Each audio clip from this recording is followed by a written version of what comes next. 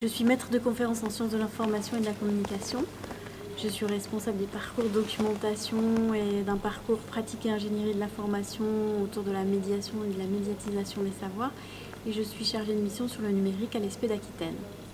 Alors autour du numérique, on a, et pour tout le monde, puisqu'il y a bien sûr des parcours qui sont plus orientés vers le numérique, comme les parcours en technologie ou le parcours en documentation par exemple.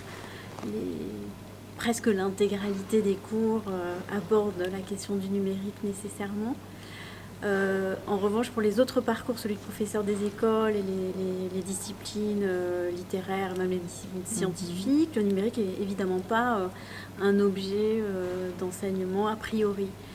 Mais ça fait longtemps qu'on se dit que c'est fondamental de former les enseignants au numérique. Donc on a d'une part introduit des enseignements autour du numérique dans ce qu'on appelle le tronc commun, c'est-à-dire les enseignements qui sont destinés à tout le monde, avec des cours en Master 1, des cours sur la culture numérique au premier ou au second semestre, et puis des propositions par exemple de séminaires de recherche qui s'adressent y compris aux professeurs des écoles et dès le Master 1. On a un séminaire de recherche qui est proposé sur la culture numérique. Et évidemment, dans ce séminaire, les étudiants choisissent les thèmes qui les intéressent par rapport à leur classe. Et les questions éthiques sont bien entendu très souvent soit présentes, soit même centrales. Et ensuite, en Master 2, à l'ESP d'Aquitaine, tous les étudiants ont un projet pédagogique numérique à mener, et ça pendant 20 heures de l'année. Donc ça concerne tous les étudiants. Alors ce projet pédagogique numérique, il peut aussi concerner des questions d'éthique. Le problème étant que chaque parcours disciplinaire s'empare de la thématique, qui est plutôt d'ailleurs centrée autour de la pédagogie que uniquement autour du numérique. Mais certains jouent le jeu, d'autres beaucoup moins. C'est-à-dire qu'on a des disciplines qui vont prendre projet pédagogique numérique comme un prétexte pour aborder la discipline, et d'autres qui vont considérer le numérique, je ne vais pas les citer, mais certaines disciplines scientifiques qui prennent le numérique comme l'outillage numérique pour traiter la discipline. Du coup, je pense qu'on a encore des progrès à faire dans justement la formation de tous les enseignants aux questions on va dire de culture numérique, dans laquelle l'éthique autour du numérique est importante.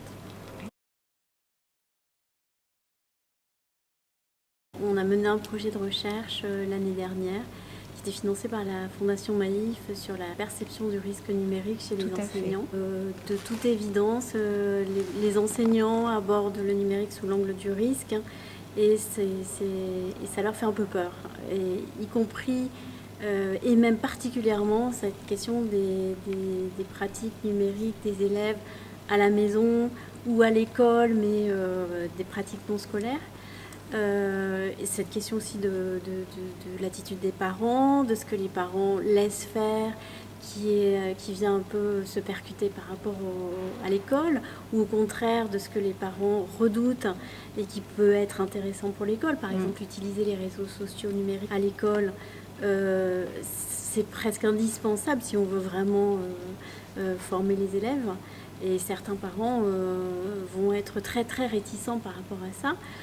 Aussi toutes les questions justement de respect des données personnelles. L'image, c'est de plus en plus un sujet d'interrogation pour les parents.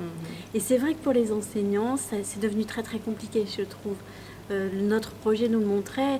Il y a une espèce de zone entre l'intime et le public, entre le scolaire et le non scolaire, qui est encore un peu indéterminé et qui est vraiment un sujet d'interrogation et d'inquiétude.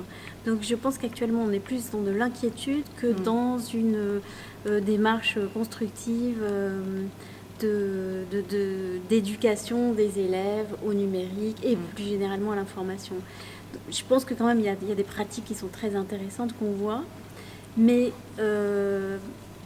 c'est pas parce que les enseignants sont jeunes, par exemple, et qui sont digital natives, comme on dit, qu'ils sont plus à l'aise avec ça. C'est-à-dire, au contraire, même, on a parfois eu le sentiment que plus ils sont jeunes, plus ils sont habitués à utiliser les réseaux sociaux pour eux, à chercher, à être tout le temps sur Internet en cours, parce que quand même, aujourd'hui, on interroge un enseignant, il passe lui-même plusieurs heures sur Internet.